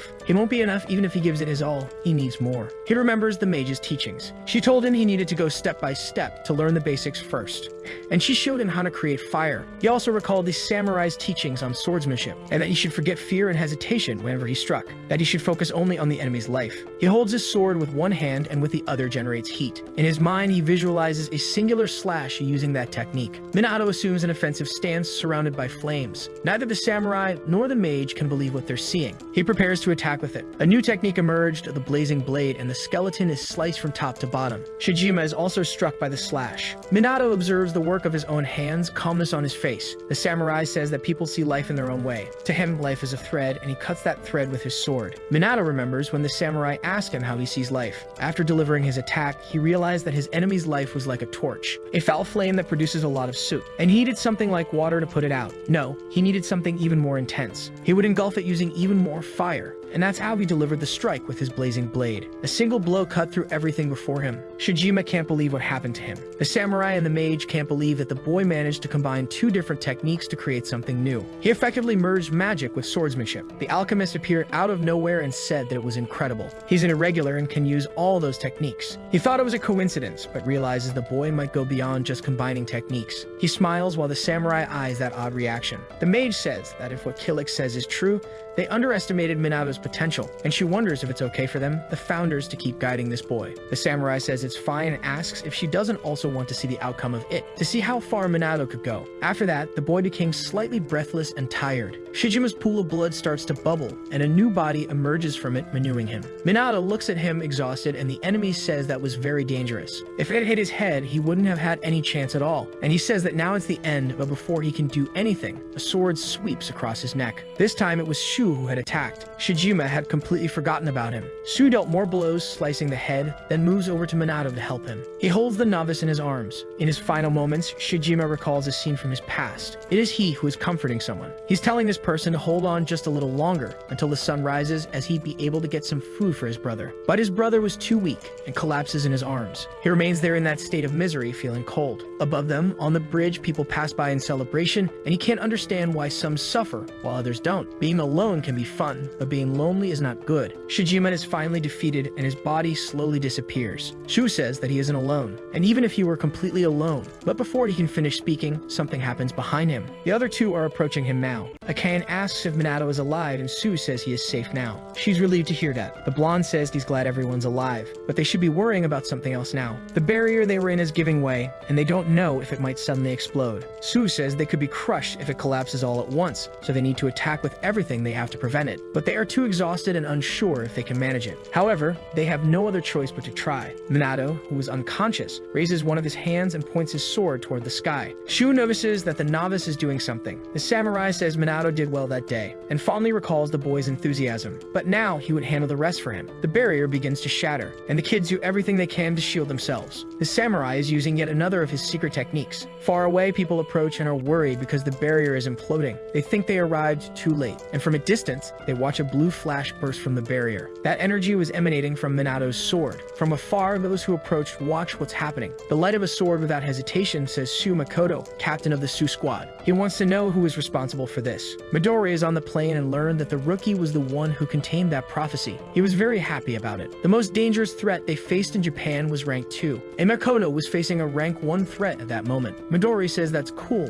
and that while he was away, some of them grew stronger, and the one who contained that prophecy was the new member who has been with them for just 2 days, Minato. Makoto wants to know from Midori who this boy is. Midori says that the boy is the one who will put an end to all the prophecies. He says that he is the one they've been waiting for all this time. Makoto says that Midori is putting too many expectations on the boy, so Midori suggests that he draw his own conclusions. Makoto asks his friend to return soon, as it would be boring without him, and Midori apologizes. On the radio, someone says that the target is in front of them. A huge figure hovers in the sky, a prophecy with devastating consequences. The plane continues to approach it, and a blue light emerges. The figure opens its eyes and realizes something is happening. Midori tells Makoto to wait for him as he's almost done with what he had to do there. Minato slowly opens his eyes and wakes up in a bed. A woman beside him says that he's finally awake. He asks where he is, and she says that he's in the infirmary of the base. He's been unconscious since completing his last mission. Minato realizes that he lost consciousness, and during that time he couldn't train with the founders. The woman gets up to leave and says he's fine, but if he needs anything, he can just call her. Minato notices that Sue was sitting nearby, and he wonders if Shu had been there the whole time. The boy asks where the other two are, and Sue says that they're training. They were frustrated because they were useless in the last mission, and given other other things that happened, the power Minato showed was devastating.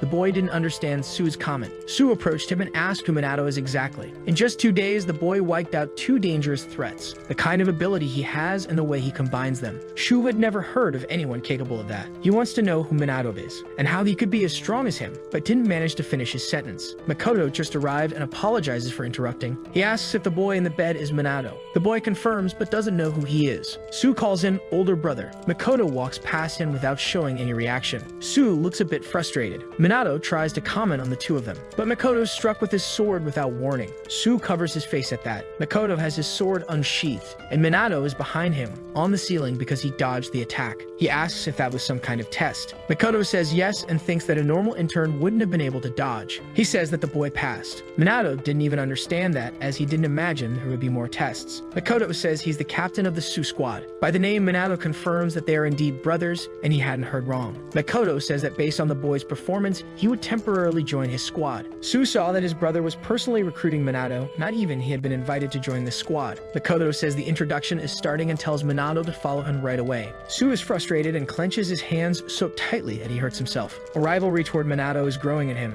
Inside the training room is Lorinho. He and Akane are fighting non-stop, but it seems like they can't make progress, no matter how hard they try. It seems like they never reach Minato's level. A person enters the room and greets them. It's Midori, and he says that they've been training hard. He says that he just returned from Peru and brought them gifts, rugs, and chocolates. But they interrupt him immediately and ask how long he's staying in Japan. He says about a week. They ask him to train them during this time. They don't want to fall behind Minato's abilities. Midori didn't expect that reaction from them, but he listens. He didn't expect those two to be so determined about this. Minato's perseverance has reached them. Midori is very happy about this, and he asks what they think about Shinji. Su says he will join them too. Meanwhile, Minato follows Makoto. The other two didn't expect Shu to join them. The boy says that Minato is being accompanied by Makoto, and that he would be joining his squad as a temporary member. Neither Lorinho nor Akane expected to hear that. Midori realizes that this only happened because he was the one who suggested Makoto meet him. Moreover, Su acknowledges that he's very far from Minato's level. Minato asks what that summary is, and Makoto says it's about their next mission, and they're leaving tomorrow. He asks if the boy is close to Shinji, his younger brother. He can't say for sure because he's only known him for 2 days, but after what they went through, he can't say they're not close. He even borrowed his sword and was watched by him while recovering. After thinking for a moment, he says that yes, they are close. Makoto listens carefully to that answer. Shinji thinks his brother doesn't care about him, and Makoto tells Minato that he does care a lot about his brother. Shinji says his brother didn't even look at him. Makoto says that even now, he couldn't look at his brother's wounds. Shinji says he needs to get stronger to get his brother's attention. Makoto doesn't want his brother to get stronger. He wants him to be safe. Minato thinks that the two of them are quite close. Shinji wants to surpass Minato and get his brother's recognition. The younger one wants to surpass the older one, and Makoto only really cares about his brother practically. Minato thinks they have a very beautiful relationship. The girl says that Su's motivation is something unresolved between brothers, and that he doesn't usually open up too much about his life. And when asked about his brother, he always reacts defensively, saying he respects him. The only thing he wants is his brother's attention. Lorinho says it's a moving story. Shinji now trains even more focused. The Su squad has 3 rules: be quick, be offensive, and overcome your weaknesses. Among the squads is considered the strongest based on their battle techniques. With a maximum of 7 members, always focused on being the elite of the elite. Their targets are level 1 catastrophes or higher. That's what Koriyama heard and said that 90% of their power comes from the captain and the rest are just extras. And since Minato is a temporary member, he shouldn't worry too much because the captain finishes things quickly. He said that Minato should at least listen and stop using his phone, and the boy apologizes. He says he wanted to talk to his friends, but Minato thinks everyone keeps annoying him non-stop. Lorinho and Akane receive messages from him and she gets irritated, thinking Minato is being inconvenient. Lorinho is surprised by the message. Su is deeply irritated by what he received. Midori asks what happened, and they show him the message. He had sent them tips on how to become stronger, and Midori loved that. He realized that those were extremely relevant pieces of advice for completely different people. He said they had received wonderful gifts, and he asked if they would accept them or refuse. Lorinho and Akane said they would take them. Meanwhile, Shinji says he'll make him regret supplying his enemy. Midori corrects him, saying they are friends. Minato sneezes because they won't stop talking about him. The hooded figure says that from where they are, they can already see. Going to the window, Minato sees several bluish crystals. A rank 1 prophecy, frozen earth. If it continues to expand, the entire earth will freeze irreversibly. This disaster is happening in 17 different locations, and it was very lucky that it appeared in an uninhabited area. Mana, the vice captain, says they can't let it continue, as it's advancing faster than the reports indicated. Makoto says this is the closest they can get by helicopter, and that they will descend through the aircraft's cargo access. He instructed them to avoid collateral damage to nearby villages, and to remember the 3 squad rules: to be quick and offensive, and to not forget to overcome their own weaknesses. In the last fight, Minato ended up relying more on the samurai than he would have liked, and as a temporary member of this squad, he could learn a lot. And this time, he's going to finish the mission with his own hands. This was the first rank 1 prophecy he was facing, and on this mission, he will experience the greatest regret of his life. The entire squad is already on the ground and still mourning, and one of them sneezes due to the cold. It's extremely cold, and one of them says that awakened individuals should have a higher resistance to the cold compared to regular people. The vice captain says the temperature is minus 37 degrees. It's colder here than the reports indicated. The area of investigation is vast, and they will likely have to set up camp along the way. Minato asks Koriyama if the prophecy about this cataclysm was written in any book or something like that. He says no, that it was actually someone from the team who predicted this using a skill. There are many prophecies, but this is the first time they predicted a level 1 cataclysm like this. That's why their squad was selected given the gravity of the situation. The vice captain asks Minato if he's worried about the situation. He says it's normal to feel that way, and it's better than letting his guard down. But he advises Minato not to place too much responsibility on himself. Koriyama agrees, saying the squad is very well prepared. The vice president reprimands him, saying Koriyama is being too relaxed, and he apologizes for his slip-up. No sooner had that happened, and he said he had sensed the presence of enemies through his radar. Minato was quite surprised by the boy's ability. He could tell the direction and even the distance of the enemies. The vice president listens to the instructions and disappears. Minato only notices her absence a bit late. Immediately, she returns and reports to the captain, saying she went to the place where Koriyama said he detected enemies. There are about 30 monsters there, all of them rank higher than this. The captain orders everyone in his squad to annihilate the monsters immediately. As soon as the order is given, they advance toward the position indicated by Koriyama. At the location he pointed out, the squad begins their battle against the beasts. Minato watches their abilities and the fluidity with which they fight, admiring their team performance. They have an excellent and sharp perception of their surroundings and work extremely well as a team at a level completely different from those still in training. No matter how he tries to interpret it, these are the elite fighters against the prophecies. Minato heads to the captain because he wants to participate in the battle as well. Makoto says that enemies ranked S or higher aren't a problem for the boy and that he should attack too. That's what he wanted to hear from the captain. Minato was already stomping on one of the monster's heads with no difficulty at all. The monster sinks into the snow from the impact of the kick. Minato looks to the side because something caught his attention. The vice captain warns them to be careful because there are some very powerful monsters among them. One of them is so fast that it manages to pass through the squad untouched. Flames begin to rise. Minato is using his incandescent blade technique. The monster realizes the heat is going to rise quite literally. It's quickly struck by a wall of fire, cutting it in two. One of the squad members can't help but be surprised by what just happened before their eyes. He looks back and sees Minato, the one responsible for that feat. He didn't expect the boy to be able to wield a fire sword. The vice captain finds that very interesting as it's a powerful skill. Suddenly, a series of light beams pass through the battlefield. Makoto had made his move, and the monsters were cut multiple times without even realizing what happened. After doing that, he managed to identify the source of the blue light he had seen last time. After the victory, they build a shelter that resembles an igloo. They gather inside to rest for a bit. Koriyama says it's pointless, and that the monster responsible for all of this isn't within a 10-kilometer radius from them. The vice captain says they will need to spend the night there because of that, but she wants to know where the captain and Minato are as they are not inside with them. Outside, Minato is sitting by a campfire meditating. In his fight against the calamity, he understood what it feels like to combine two skills, and he's certain he can do the same with other skills he's learned. As long as he concentrates, he knows he'll be able to do it. Makoto appears behind him and says the boy is really passionate when it comes to training. His sudden appearance startled Minato. He asked if he scared him. Minato denies it, but the truth is his heart almost jumped out of his chest because Makoto appeared without any warning. Makoto asks if this is Minato's first time camping, and he says yes. Makoto says he wants to smoke, and that he'd like to smoke his cat. Minato doesn't understand that comment and imagines that Makoto must have some kind of issue with illegal drugs.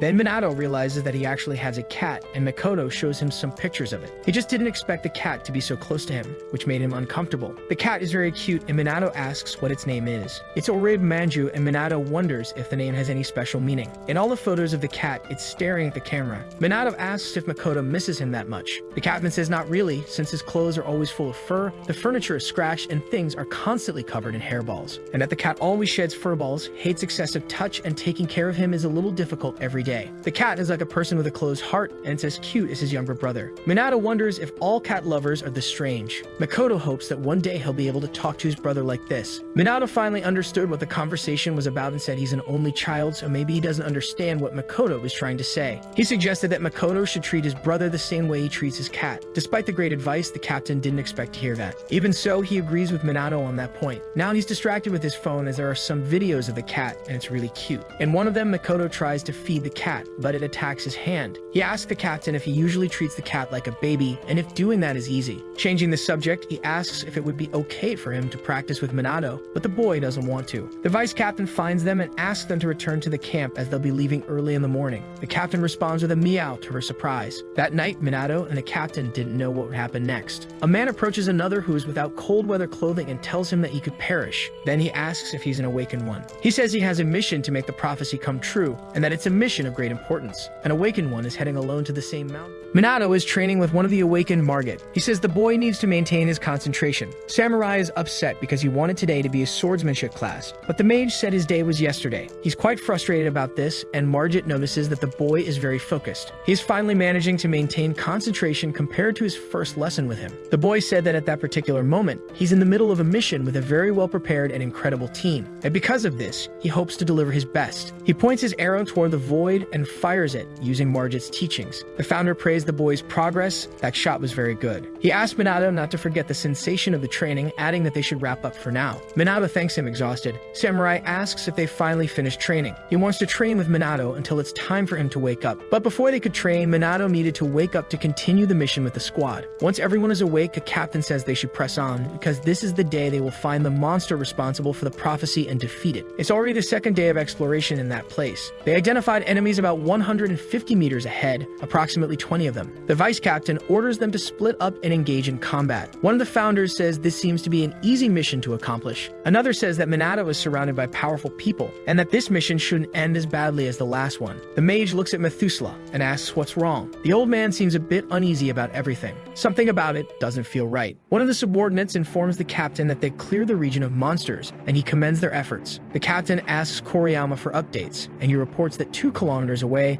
there's a strong energy signature, likely the boss. And not only that, but it was heading toward them. They had less than 10 seconds before contact, but before he could recalculate, the monster had already arrived. The monstrosity stood before the squad, and its difficulty level was completely unknown. The vice captain recognizes that this one in particular is much more dangerous than any of the superior S-rank monsters they've encountered so far. They charge into the attack, and one of their techniques manages to immobilize it for a moment. The vice captain attacks, followed by the others in a coordinated assault. A massive flame strikes the boss, but even with such a powerful attack, there wasn't even a sign of damage. The combination executed by the squad was completely ineffective. From above, another prepares to attack the boss directly. It's Minato. He recalls Skemmeray's teaching to hesitate not and focus solely on the enemy's life.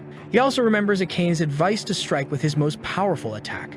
With his flaming sword, Minato believes he will be able to execute an excellent attack with his strongest technique. He swings the blazing sword toward the boss, but he's quickly surprised by the outcome of his attack. All he managed to do was leave a small, scorched mark on one of its arms, and now he needed to defend against the attack coming his way. The force of the strike was so great that it sent him flying away from the scene. Koriyama is worried and asks if Minato is still alive, and the boy realizes the outcome could have been disastrous if the snow beneath him hadn't been soft. The boss is truly very powerful, which is why the prophecy is ranked 1. They are now entirely depending on the captain. He knows this and is prepared to step into action. Koriyama pulls Minato out of the area as they are not engaging in the fight to avoid hindering the captain. The boss raises one of its swords, preparing an attack, and directs it at the captain. Minato is concerned about Makoto's safety, but the attack wasn't effective, and the captain seems to have understood something, to the monster's surprise. He stopped the blade using only the tip of his sword and remarked that the monster is indeed very strong, and nothing more. Minato is quite astonished by the captain's strength. Koriyama says everything is resolved, and the vice captain adds that this is why they describe that squad as a one-man army. The boss attacks the captain again, but he defends himself effortlessly with his sword. With a single blow, he slices off 2 of the monstrosity's arms. Samurai remarks that he's not bad for an awakened who was born in such a talent-poor era. He wants to do that too and speaks to Minato, but the boy doesn't want to yield his body now. The captain says he wishes everyone in his squad could defeat a monster as strong as that, but for now, he'll finish it off without delay. The vice captain forms a barrier around them to protect them from the captain. He uses his ability, Red Dragon of the Emperor. Flames engulf the area, and if not for the barrier, they would burn even his allies. He prepares to attack again. The flames advance toward the boss, and a great corridor of fire is formed with the swing of his sword. Minato is impressed by what he sees. Meanwhile, the monster writhes in agony, with a deep cut across his body. Minato notices that the captain also wields a flaming sword, but his is incomparably incredibly stronger than Minato's. Without the barrier, they'd be ashes. The captain's immense power is terrifying. He says it's their job to protect the world while thinking of his cat, adding a meow at the end of the sentence, which embarrasses the vice captain and makes Minato realize he's a slave to his cat. The captain's sword technique is different from Samurai's, and it's many levels above Minato's. It's truly incredible to witness, and he can't wait to learn even more from the captain. With one more strike, the monster is finally defeated. The squad members begin celebrating their victory, but drops of blood start flying through the air. The captain's arm had been severed. He realized he had been attacked and looks toward the source of the strike.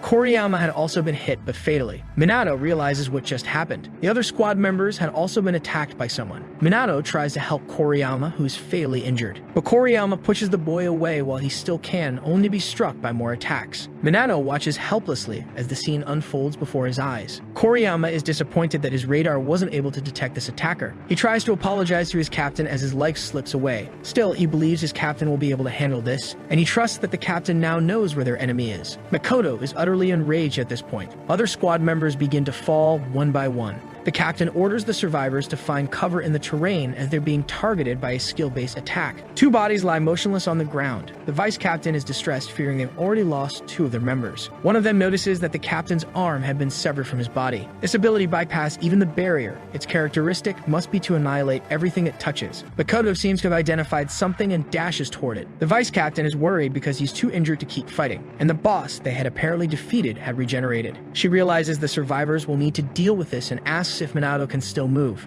She looks at him and the boy is frozen, unresponsive. He's in shock, unable to comprehend what happened there, wishing for someone to save or revive them. But one of the founders apologizes, saying there's nothing they can do. They are incapable of bringing the dead back to life. Minato hears these words with great difficulty, struggling to accept them. He speaks to all the founders who are with him. In the fight against Calamity, he ended up relying on Samurai's strength once again, and he vowed that this time he would complete the mission with his own strength. He apologizes and pleads with them to help him now. Samurai understands the plea and agrees to assist him. Minato's hair begins to change color once again. The captain knows the attack came from beyond his friend's range, meaning it must be more than 3 kilometers away. A single attack struck Koriyama, pierced the barrier, and severed his arm. The enemy is as strong as he is, that much is certain. Makoto usually suppresses his own power so his squad can develop their abilities. With his speed and vision, he can easily reach a distant position with great precision, even if there are obstacles between him and the enemy. He's remembering Koriyama, Hizano, and his other comrades now. He won't let their deaths be in vain. As soon as he reaches the enemy, he unleashes another powerful attack. A massive energy orb begins to crack. The attacker is surprised to have been located so easily, but admits it's what he expected from the captain of the squad. Makoto notices that the flames from his attack were absorbed by something. The attacker remarks that if Makoto had both arms, he would already be defeated. But even so, this is merely conjecture. The attacker then strikes with spheres of dark energy. Makoto braces himself to mount a defense. He carves a hole through the snow, and moments later he's behind the mysterious man, striking cleanly at his nape. But his sword was severed and Makoto was injured again, this time in his abdomen. The man comments that he expected to be decapitated by the attack, but it's Makoto who is now dangerously close to finding out if there's bread in heaven. Makoto, furious, attempts another strike at the man. The man dodges and remarks that it's useless, kicking Makoto in his fresh wound. Makoto starts questioning himself. He then strikes the mysterious man with the hilt of his sword, sending him flying. He demands to know why the man went easy on them, as he ceases attack after only a few strikes. That ability to destroy everything is extremely powerful, no matter how it works, and the man shouldn't be able to use it continuously. The man gets up and says the same applies to Makoto, but he points out that they're not in the same position now. Makoto is significantly injured and at a great disadvantage because of it. Makoto musters his strength to declare he isn't at a disadvantage. He recalls the start of this mission with his squad. They have 3 rules they always follow. Surrounded by flames once again, he remembers the 3rd rule. The man realizes Makoto cauterized his wounds to stop the bleeding. The 3rd rule is to overcome your own weaknesses. The attacker suspects Makoto is burning his own life force in this final attack, so he decides to do the same. Makoto thinks of his comrades and wishes they could see him now. His squad should never be underestimated. Hey everyone, did you enjoy the story? I really liked it. If you want to follow the next part, make sure to subscribe to the channel and leave a like. See you in the next story, guys.